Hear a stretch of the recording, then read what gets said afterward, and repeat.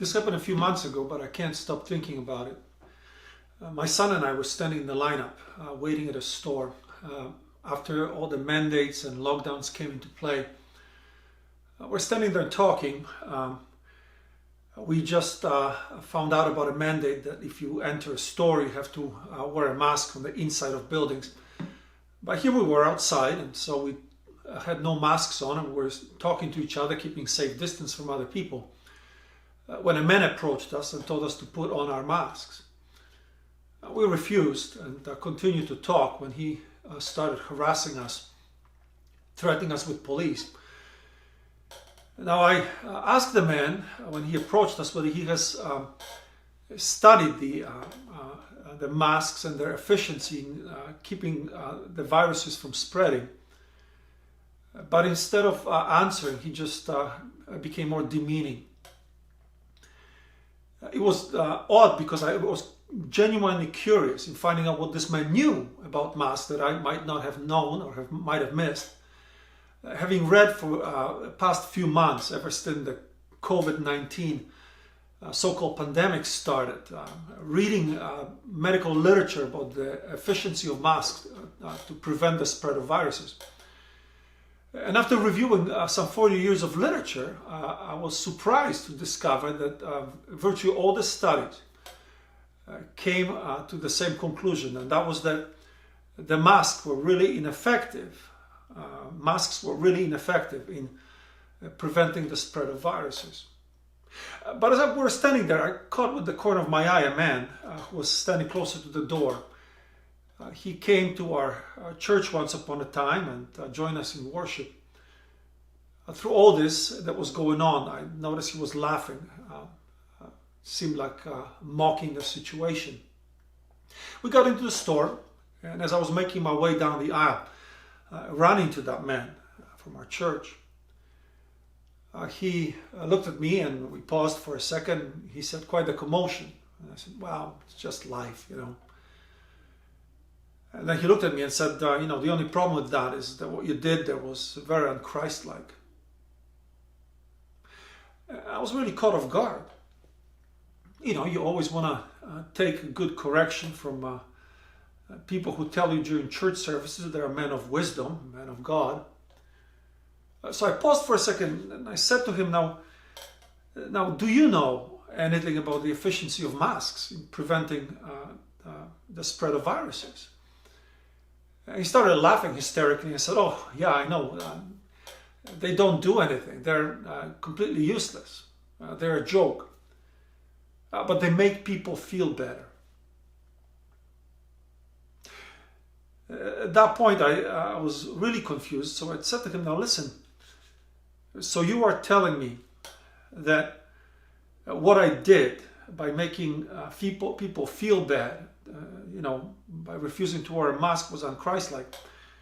So a Christ-like thing to do for me would be to put on a mask that doesn't offer any protection and give these people a false sense of security." He mumbled something out of his nose and then kept walking. I haven't stopped thinking about this. How did we get to the place where a Christ-like thing to do is to tell people things that will make them feel better, or to do things that make people feel better, while they actually may have no relationship to truth or reality? I think if we were looking for the cause of how it came about that we think that a Christ-like thing to do is to tell people what they want to hear instead of what they need to hear. Do things that make people feel better without necessarily making them well. I think we may want to go back a few years and we discover that there was a point in the life of the church, at least in North America, where we became aware that people come into our church buildings, with difficult lives and not feeling great about themselves.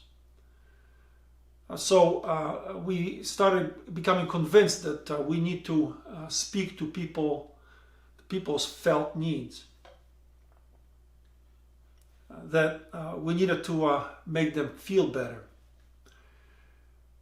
So in order to get people to come on a Sunday from that world of depression and sometimes despair, unhappiness, we try to speak to them from one Sunday to the next, trying to make them feel better. But not to make the people feel better, you are addressing the effects of their lives, and often have to go very softly on the causes of that despair or unhappiness in life.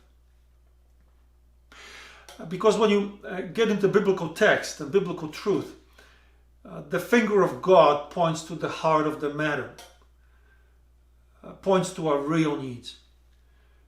And that real need is that we have a heart that's deformed by sin. And that deformation moves our hands in ways in which we don't want, and then our feet to go in places we shouldn't go. At the end of the day, we end up in unhappy situations, dysfunctional relationships. We are not, we don't want to get out of bed, really, for the way we feel.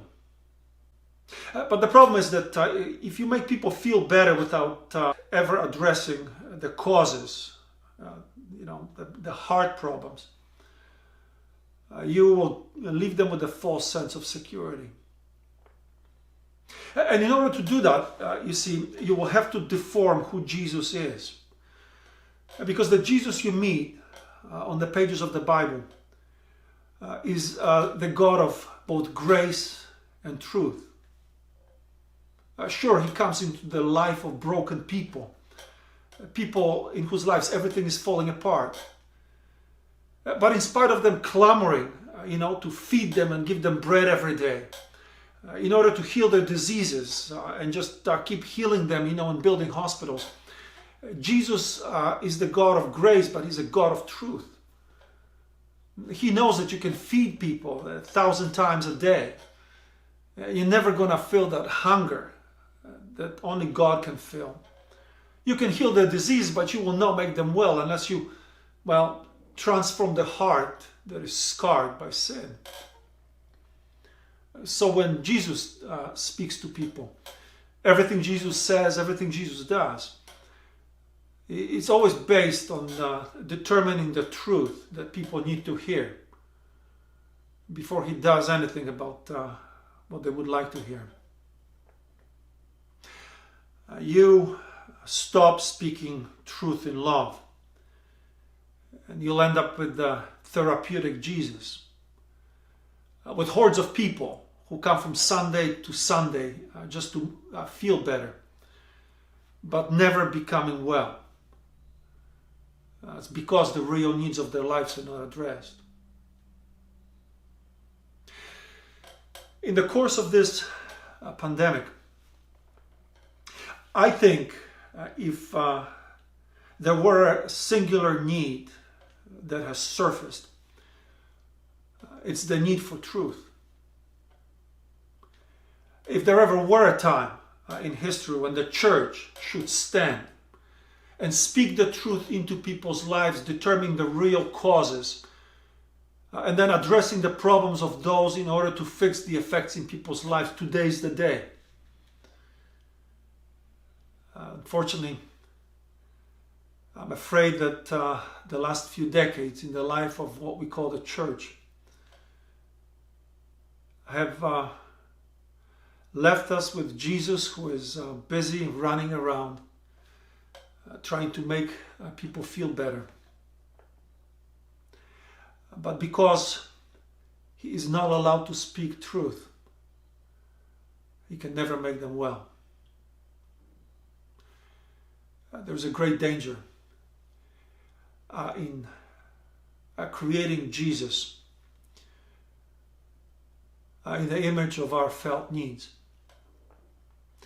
and then harassing people who are trying to determine the truth, get at the heart of the matter, and try to solve the problem that causes all the outcomes and effects in life, drowning him in derision and mockery, the expense of people going through life feeling better, but never being well. Not well with each other, and not well with God. Because for that, you need the Jesus of the Bible. And He's the God of grace. And He's the God of truth. And you can't have one without the other.